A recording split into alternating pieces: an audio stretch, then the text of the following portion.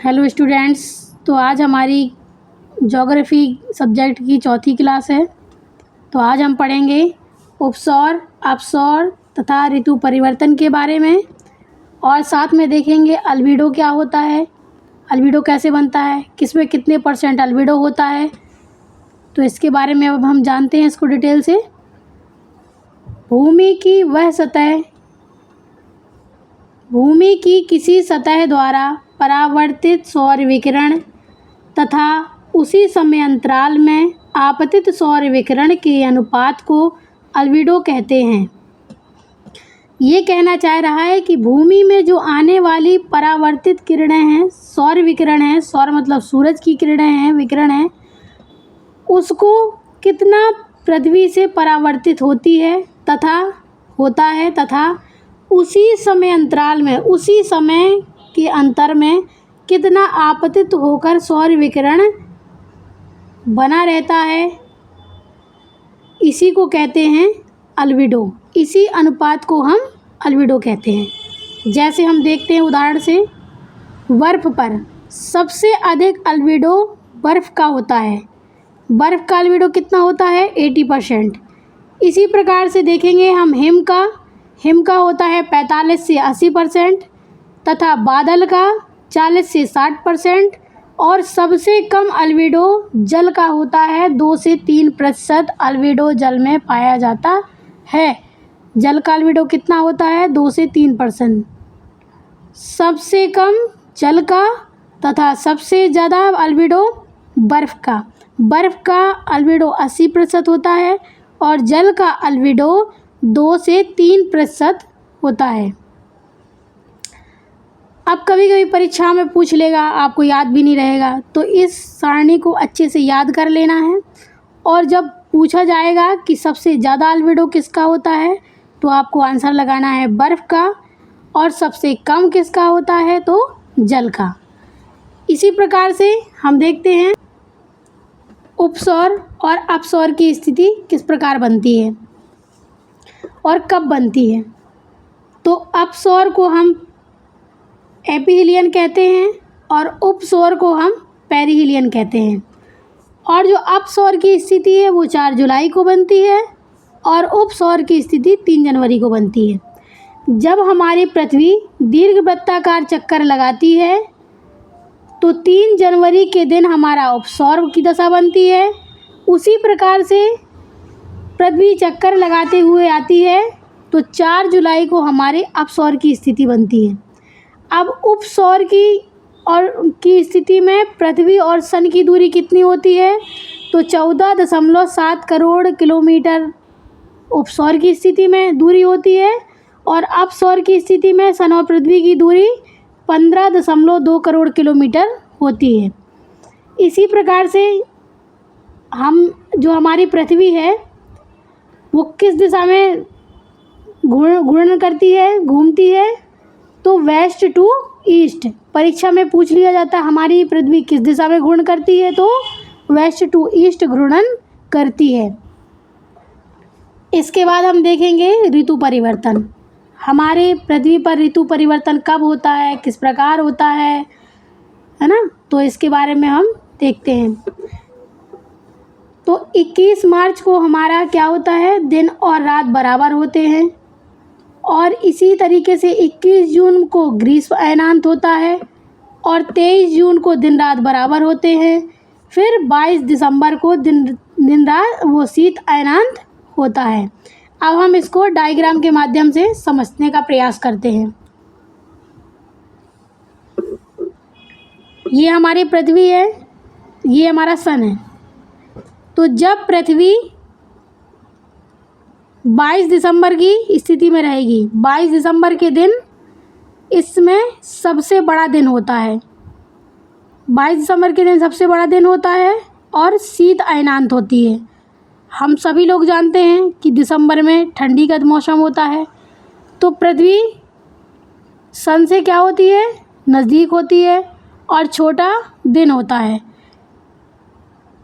तो 22 दिसंबर को सबसे बड़ा दिन हमारी पृथ्वी पर होता है शीत अयनांत के समय।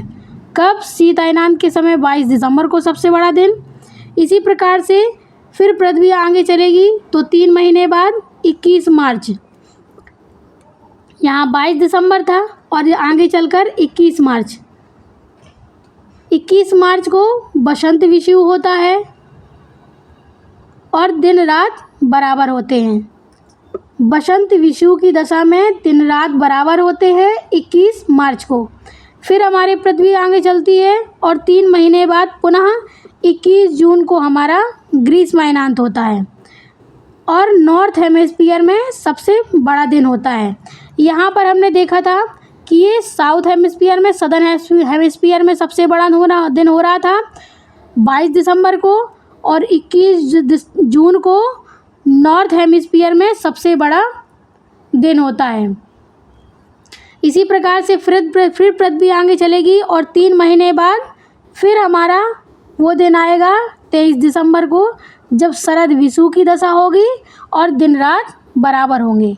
तो इसी प्रकार से पृथ्वी 3-3 महीने के अंतर पर हमारी ये दशाएं बनती रहती हैं कि कब दिन रात बराबर हो रहे हैं, कब शीत अयनांत होता है, कब बसंत विषुव होता है, कब शरद विषुव होता है। इसी प्रकार से नॉर्थ हेमिस्फीयर में दिन की लंबाई में वृद्धि हो जाती है 21 मार्च को, है ना। तो अब आगे देखते हैं हम। तो अब हम देखेंगे कि तापमान और तापमान को प्रभावित करने वाले कारक कौन कौन से हैं और किस प्रकार से तापमान होता है। तो किसी वस्तु के ठंडेपन या गर्मपन की माप को तापमान कहते हैं। जब कोई वस्तु ठंडी हो जाती है या गर्म हो जाती है, उसके मापन को उसको मापते हैं, जो उसकी स्थिति निकलती है उसी को हम तापमान कहते हैं। तापमान को प्रभावित करने वाले कारक कौन कौन से हैं, इसको हम देखते हैं।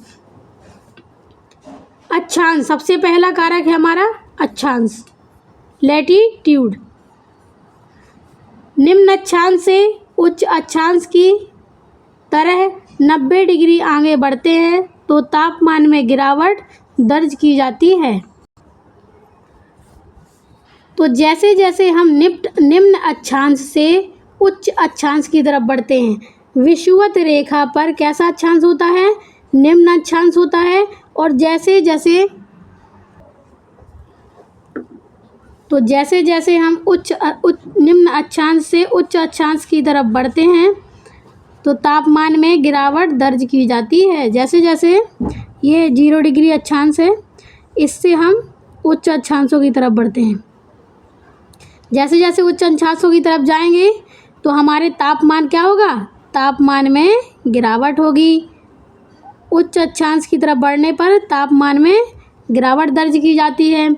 इसी प्रकार से दूसरा नंबर का है ऊंचाई।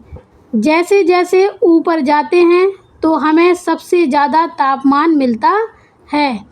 जैसे जैसे हम ऊंचाई पे जाएंगे, जैसे 0 डिग्री से लेकर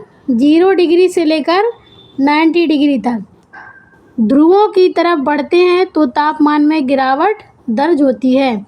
अगर हम ध्रुवों की तरफ जाते हैं तो हमारा तापमान क्या होता है, गिर जाता है, तापमान में गिरावट दर्ज की जाती है। तो जैसे जैसे हम 0 डिग्री से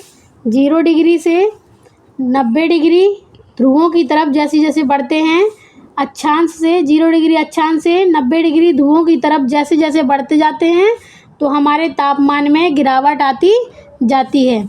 अब अगला है स्थल एवं जल का वितरण, यानी समुद्र से दूरी। समुद्र से कितनी दूरी है।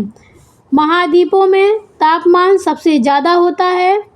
कहाँ पर सबसे ज़्यादा होता है, महाद्वीपों में तापमान सबसे ज़्यादा होता है। लेकिन महाद्वीपों की अपेक्षा महासागरों में तापमान कैसा होता है, बढ़ता जाता है। तो सबसे ज़्यादा तापमान महाद्वीपों में, लेकिन देर से तापमान बढ़ता है। महासागरों में कैसे बढ़ता है, देर से तापमान बढ़ता है।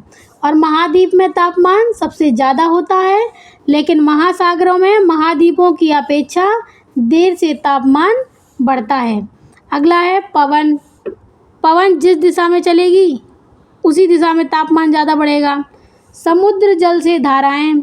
समुद्र जल से जब धाराएं स्थल की तरफ जाती हैं तो हमारे तापमान में गिरावट आती है। क्यों, क्योंकि समुद्र से ठंडी धाराएं बहती हैं तो उसका तापमान कैसा होगा, ठंडा होगा। ढाल की दिशा, पहाड़ों पर ढलानों में जैसे जैसे ऊपर से नीचे की तरफ हवाएं चलती हैं तो तापमान में क्या होती है, गिरावट होती है। इसी प्रकार से मेघाच्छादन, वनस्पतियाँ, जहाँ पर वनस्पतियाँ अधिक होंगी वहाँ पर तापमान भी कम होगा और जहाँ पर वनस्पतियाँ नहीं होंगी मरुस्थलीय क्षेत्र में तापमान अधिक देखने को मिलेगा। अगला है समताप रेखा। समान ताप को मिलाने वाली रेखा समताप रेखा कहलाती है। जैसे ईस्ट टू वेस्ट, ये जो हमारी 0 डिग्री अक्षांश है, रेखा है, इसको उसी के बराबर से एक और रेखा कहलाती है। ये कौन सी रेखा होगी, समताप रेखा। 15 डिग्री के बीच की रेखा समताप रेखा कहलाती है। अक्षांश रेखाओं को, और यह सर्वाधिक अक्षांश रेखाओं को प्रभावित करती है। तो किसे कहते हैं समताप रेखा, समान तापमान को मिलाने वाली रेखा समताप रेखा कहलाती है। तो ये था हमारा आज का लेक्चर। तो हमारा लेक्चर अच्छा लगा हो तो उसको लाइक कीजिएगा, सब्सक्राइब कीजिएगा और पढ़कर कमेंट ज़रूर कीजिएगा। थैंक यू, धन्यवाद।